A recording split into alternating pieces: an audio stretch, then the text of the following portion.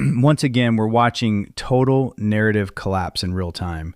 The Democrat Party is spiraling into full-on panic mode, and nobody's feeling it more than Gavin Newsom. The guy's probably shaking in his boots right now with what just got uncovered in California. We've got a massive voter fraud case that just dropped, and it basically proves everything we've been saying for years. All that stuff the left called the big lie, the thing they swore up and down was a right-wing conspiracy theory. Yeah, it's real. And it's probably happening on a much bigger scale than just this one bust. They want you to believe this is just some isolated incident. But come on, this is what gets caught. This is the corrupt system they built, and they're desperately trying to protect it. For years, they've told us voter fraud doesn't happen. Then they move the goalposts. Okay, it happens, but not enough to affect elections, so just shut up and accept it. Well, it does happen, and now we're seeing it with our own eyes. Let me show you what's going on. A former Lodi City Council member is headed to jail for a 2020 election fraud scheme. Shakir Khan took a no-contest plea deal for stashing more than 40 ballots at his home for the 2020 election. He also used his personal information to register 70 voters. A judge sentenced him to 3 years in jail with a third year suspended and served under mandatory supervision. That's Shakir Khan, the guy allegedly using 71 different names and sitting on 41 filled-out mail-in ballots in a single house. One house. 41 ballots ready to be dumped into the system. And this comes right after that expose a couple weeks ago where Democrat nonprofits were caught on Skid Row paying homeless people $5 a pop to sign petitions and register to vote. Straight up illegal. This is exactly the kind of fraud we've been warning about. Let me put this in perspective for you.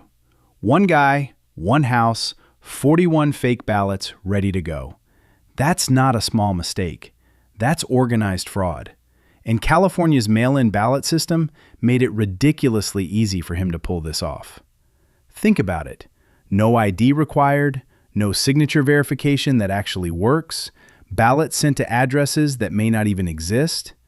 This is the same state that sends every registered voter a mail-in ballot automatically, even if they moved, passed away, or never asked for one. And here's what should really scare people. This is just what they caught. How many Shakir Khans are still out there right now, quietly filling out stacks of ballots in back rooms across California? How many got through in 2020 and 2022 that we never heard about? This isn't democracy. This is a system built for cheating, and the people running it know exactly what they're doing. They've had years to fix these obvious loopholes, but they don't. Why? Because the loopholes work for them. That's why this one bust feels like the tip of the iceberg, and that's exactly why Gavin Newsom and the Democrats are in full meltdown mode right now. They're terrified that real transparency is finally coming. This is why Gavin Newsom is rushing to sue and block Trump's executive order that requires barcode tracking on every single mail-in ballot. Democrats don't want chain of custody. They don't want traceability. They want the system wide open so they can keep doing exactly what this guy was doing. And it's not just their lawsuits. It's their media puppets moving the goalposts too.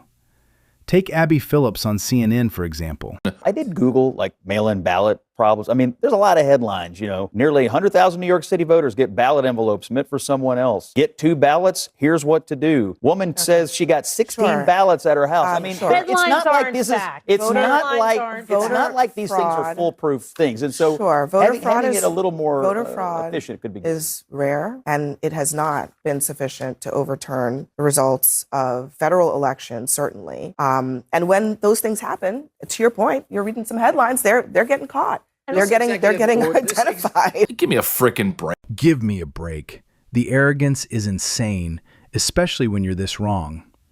She says it with total confidence, like it's settled fact. All the journalists and experts said voter fraud isn't a problem. Oh, okay. The New York Times wrote an article, so it must be true. Here's the problem. You can't actually prove that. We don't have proper signature verification, residency checks, or real chain of custody on these mail-in ballots. It's impossible at this scale. So how do you know there aren't people harvesting ballots from nursing homes, or NGOs signing up homeless voters and sending ballots to fake addresses? You don't. That's the whole issue. Abby's basically saying we should just run elections on blind trust. The experts said it's fine, bro. Just relax. That's ridiculous. Americans don't want to trust the system because some talking head told us to. We want a system that's actually trustworthy, and the numbers still don't add up. Joe Biden gets 81 million votes in 2020.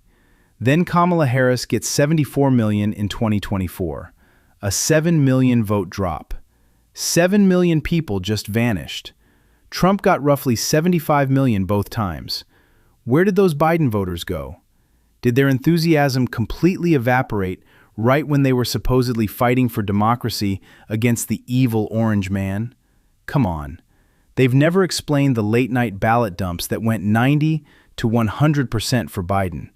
Never explained the pipes bursting, the windows being boarded up. Nothing.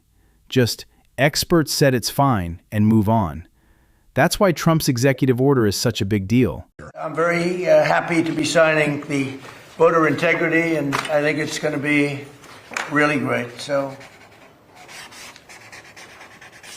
okay.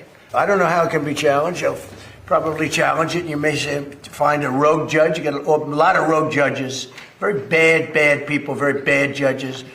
But that's the only way that can be changed, and hopefully we'll win an appeal if it is. But I don't see how anybody can challenge. It brings in the Department of Homeland Security to clean up citizenship lists for every state. Mail-in ballots get unique barcodes so they can only go to verified citizens. You can track them the whole way through. Real chain of custody. Common sense stuff. And of course, Democrats are fighting it tooth and nail. Makes you wonder if their whole fight over DHS funding was never really about kids in cages. Maybe it was always about keeping the voter rolls dirty so they could keep harvesting. At the end of the day, one side is trying to secure elections and restore trust. The other side is fighting to keep things murky and insecure. That tells you everything you need to know. Look, I think most Americans agree. This mail-in ballot free-for-all is nonsense, and it needs to end.